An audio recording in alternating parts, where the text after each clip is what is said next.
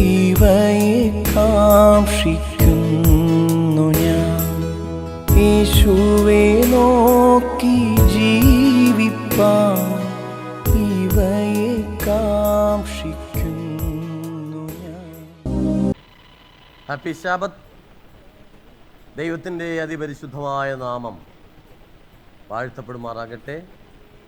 അനുഗ്രഹപൂർണമായ ഈ പ്രഭാതത്തിൽ ഒരു ജാഗരണവുമായി നിങ്ങളുടെ മധ്യേ ആയിരിക്കാൻ കർത്താവ് നമ്മേവരെയും സഹായിച്ചതിനാൽ നന്ദിയോടെ സ്തുതിക്കുകയാണ്, സ്തോത്രം ചെയ്യുകയാണ്. ഇന്നത്തെ നമ്മുടെ ചിന്തയ്ക്ക് ആധാരമായ വാക്യം ഇങ്ങനെയാണ്: യഹോവ ഭക്തി ജ്ഞാനത്തിൻ്റെ ആരംഭം ആകുന്നു, ഭോഷന്മാരോ ജ്ഞാനവും പ്രബോധനവും നിരസിക്കുന്നു എന്ന് ദൈവത്തിൻ്റെ വചനം നമ്മെ പഠിപ്പിക്കുകയാണ്. യഹോവ ഭക്തി എന്ന് പറയുന്ന, പ്രിയമുള്ളവരെ, ഇന്നത്തെ നമ്മുടെ ചിന്താവിഷയം ആഹാര അഭിരുചി. ബാല്യത്തിൽ തന്നെ നിയന്ത്രിച്ച് തുടങ്ങുക. ആഹാര അഭിരുചി. ഇന്ന് നമ്മൾ നോക്കുകയാണെങ്കിൽ വിവിധ തരത്തിലുള്ളതായ ആഹാരത്തിലുള്ളതായ അഭിരുചി ആളുകൾക്ക് കൂടിക്കൊണ്ടിരിക്കുകയാണ്. എവിടെ നോക്കിയാലും ആഹാരത്തിന് വേണ്ടി പരക്കം പാകുകയാണ് ആളുകൾ.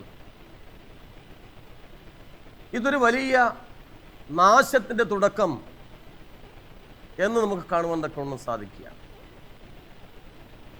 തലമുറയിൽ നിന്ന് തലമുറയിലേക്ക് രോഗങ്ങൾ പകർന്നു വരുന്നു എന്ന് മാത്രമല്ല, മാതാപിതാക്കൾ അവരുടെ തെറ്റായ ശീലങ്ങളും വഷളായ ആഹാര താല്പര്യങ്ങളും ദൂഷിച്ച വികാരങ്ങളും അനന്തരാവകാശമായി മക്കൾക്ക് കൈമാറുകയും ചെയ്യും. അപ്പോൾ മാതാപിതാക്കൾ കാണിച്ചു കൊടുക്കുന്നതായ മാതൃകയാണ് എൻ്റെ കുഞ്ഞുങ്ങൾ നല്ല ആഹാരം ഭക്ഷിക്കണം എന്ന് ഉള്ള കാര്യം.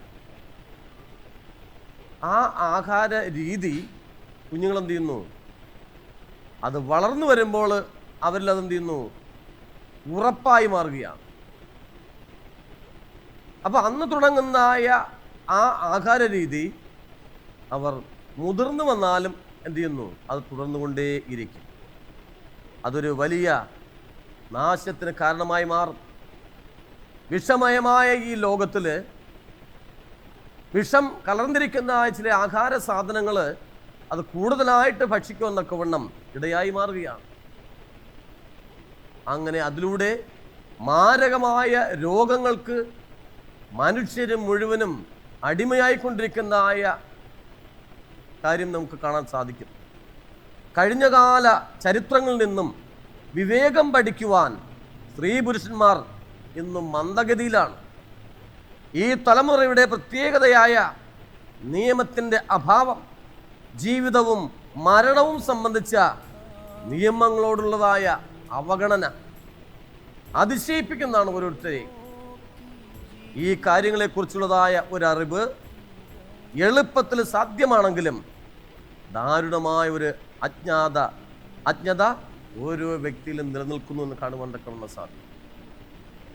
ഏത് ആഹാര സാധനങ്ങളിലും മായം കലർത്തിയുള്ളതായ ഒരു പ്രവണത, മായം കലർത്തുന്നതായ ഒരു പ്രവണത പഴവർഗ്ഗങ്ങളിലും മറ്റുള്ളതായ കാര്യാദികളിലൊക്കെയും മായം ചേർത്ത് കൊണ്ടുവന്ന് അത് വാങ്ങിക്കഴിച്ച് വലിയ രോഗങ്ങൾക്ക് അടിമയായി മാറുകയാണ്. പഴവർഗ്ഗങ്ങളൊന്നും കഴിക്കാൻ പറ്റത്തില്ല. അതിൽ നിറവ്യത്യാസം വരുത്തുന്നതിന് വേണ്ടി വിവിധ നിറത്തിലുള്ളതായ പെയിൻറ്റുകൾ അടിച്ച് എന്ത് ചെയ്യുന്നു? ആഹാരത്തിൽ ഈ പഴവർഗ്ഗങ്ങളിലൊക്കെയും എന്ത് ചെയ്യുന്നു? വിഷമയമാക്കി മാറ്റിക്കൊണ്ടിരിക്കുക.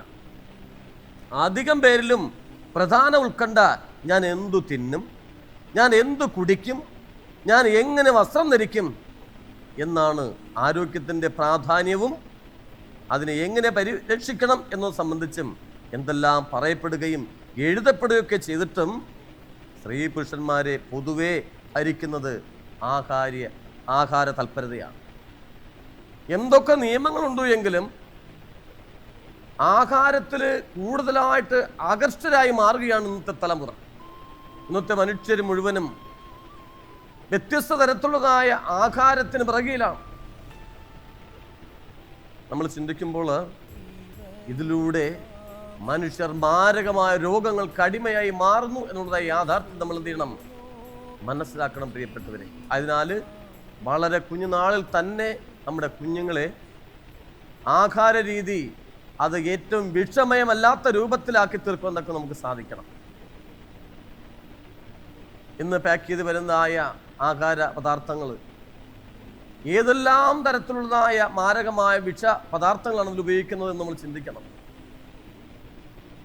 നാം മാതാപിതാക്കൾ നമ്മുടെ കുഞ്ഞുങ്ങൾക്ക് നല്ല ആഹാരം വാങ്ങിക്കൊടുക്കുക എന്നൊക്കെ വ്യഗ്രത കാട്ടുന്നത് പോലെ തന്നെ വിഷമയമല്ലാത്തതായ ആഹാരം വാങ്ങിക്കൊടുക്കുന്നതിൽ ശുഷ്കാന്തിയുള്ളവരായി മാറും. അപ്പോഴാണ് നമ്മുടെ കുഞ്ഞുങ്ങളെ നമുക്ക് ശരിക്കും നല്ല ആരോഗ്യ പരിപാലനത്തിലൂടെ വളർത്തിയെടുക്കുവാൻ തക്കവണ്ണം ഇടയായിത്തീരും. നമ്മുടെ വംശത്തെ നാശത്തിലേക്കും മരണത്തിലേക്കും ഒഴുക്കിക്കൊണ്ടു പോകുന്ന രോഗത്തിൻ്റെയും കുറ്റവാസനയുടെയും തിരമാലയെ എങ്ങനെ തടഞ്ഞു നിർത്താനാകും? തിന്മയുടെ മുഖ്യവും വലുതുമായ കാരണം ആകാരശക്തിയിലും അമിതമായ ആഗ്രഹത്തിലും കാണപ്പെടുന്നതിനാൽ നവീകരണത്തിൻ്റെ ഒന്നാമത്തേതും വലുതുമായ പ്രവൃത്തി വർജനവും സ്വയം നിയന്ത്രണവും സംബന്ധിച്ചുള്ളതായ പഠനവും പരിശീലനവും തന്നെ ആയിരിക്കണം. നല്ല പരിശീലനങ്ങൾ നമ്മുടെ കുഞ്ഞുങ്ങൾക്ക് കൊടുക്കും. വിഷമയമല്ലാത്തതായ ആഹാരങ്ങൾ കഴിക്കുവാൻ തക്കവണ്ണം അവർക്ക് നല്ല പരിശീലനം കൊടുക്കുന്നു എങ്കിൽ കുറേയൊക്കെ നമുക്ക് രോഗങ്ങളെ ചെറുത്ത് നിൽക്കുവാനായിട്ട് സാധിക്കും. ആഹാര ക്രമീകരണം നല്ല ഉപദേശങ്ങൾ കൊടുക്കുന്ന പോലെ ആഹാരത്തിൻ്റെ കാര്യത്തിലും നമ്മൾ നമ്മുടെ കുഞ്ഞുങ്ങൾക്ക് നല്ല ഉപദേശം നൽകി നല്ല പരിശീലനം നൽകി വളർത്തിയെടുക്കുന്നുവെങ്കിൽ അവർക്ക് ദീർഘായുസ്സും ആരോഗ്യവും ലഭിക്കുവാൻ ഇടയായിത്തീരും. ആയതിനാൽ എന്നെ കേൾക്കുന്നതായ പ്രിയമുള്ള ദൈവജനമേ, ഈ ലോകത്തെ മുഴുവനും ദുഷ്ടശത്രുവാന്തായ സാത്താൻ ഈ ലോകത്തെ മുഴുവനും വിഷമയമാക്കിയിരിക്കുന്നതിനാൽ നാം എത്രയും ശ്രദ്ധയോടെ വേണം നമ്മുടെ കുഞ്ഞുങ്ങളെ വളർത്തിയെടുക്കുവാൻ. നമ്മുടെ കുഞ്ഞുങ്ങൾ നല്ല ആഹാര രീതി പരിശീലിച്ച് വളർന്നു വരുമ്പോൾ അവർ നമുക്ക് നമ്മുടെ നാടിനും നമ്മുടെ സഭയ്ക്കും വ്യക്തി ജീവിതങ്ങൾക്കും എല്ലാം അവർ ഉപകാരപ്രദമായ മക്കളായി തീരുവന്നൊക്കെ ഇടയായിത്തീരും എന്ന് കേൾപ്പാൻ തക്കുള്ള സാധിക്കും. അതിനാൽ ദൈവഭയത്തിൽ നമ്മുടെ കുഞ്ഞുങ്ങളെ വളർത്തിയെടുത്ത് നല്ല കാര്യതകളെ പറഞ്ഞു കൊടുത്തവരെ നല്ല രീതിയിൽ വളർത്തിയെടുക്കുമെന്നൊക്കെ നമുക്ക് സാധിക്കണം എന്ന് പ്രാർത്ഥിച്ചുകൊണ്ട് ഞാൻ ഈ പ്രഭാത ധ്യാനത്തിൽ വിരമിക്കുന്നു. ദൈവം നിങ്ങളെ ധാരാളമായിട്ട് അനുഗ്രഹിക്കുമാറാകട്ടെ. ആമേൻ. കണ്ണുകളടയ്ക്കാം, പ്രാർത്ഥിക്കാം. ഈ അഖിലാണ്ടത്തിൻ്റെ സൃഷ്ടിതാവും പരിപാലകനുമായിരിക്കുന്ന അടികളുടെ വാഴ്ത്തപ്പെട്ട നല്ല ദൈവമേ കർത്താവേ, തിരുനാമത്തിന് സ്തോത്രം നാഥ. നമ്മുടെ കുഞ്ഞുങ്ങളെ കർത്താവേ വിഷയമയമല്ലാത്തതായ ആഹാരം ഉപയോഗിക്കുവാനുള്ളതായ കൃപയും അനുഗ്രഹത്തും എൻ്റെ കർത്താവ് കൊടുക്കണമേ എന്ന് പ്രാർത്ഥിക്കുന്നു. അങ്ങനെ നിങ്ങളുടെ കുഞ്ഞുങ്ങൾക്ക് ദീർഘായുസ്സും ആരോഗ്യവും എൻ്റെ കർത്താവ് പ്രദാനം ചെയ്യണമെന്ന് അടിയങ്ങൾ താഴ്മയോടെ യാചിക്കുന്നു. എന്നെ കേൾക്കുന്നതായ എല്ലാ പ്രിയപ്പെട്ടവരെയും ദൈവകരങ്ങളിലേക്ക് സമർപ്പിച്ച് പ്രാർത്ഥിക്കുന്നു. കരുണാമയനായ കർത്താവിൻ്റെ കൂട്ടും കാവലും അവരോട് കൂടെ ഇരിക്കണം. അവരെ അനുഗ്രഹിക്കണം, ആശീർവദിക്കണം, കൃപയിൽ സൂക്ഷിക്കണം, മാനവും മഹത്വവും എടുക്കണം. സകലവും യേശുവിൻ നാമത്തിൽ തന്നെ. ആമേൻ.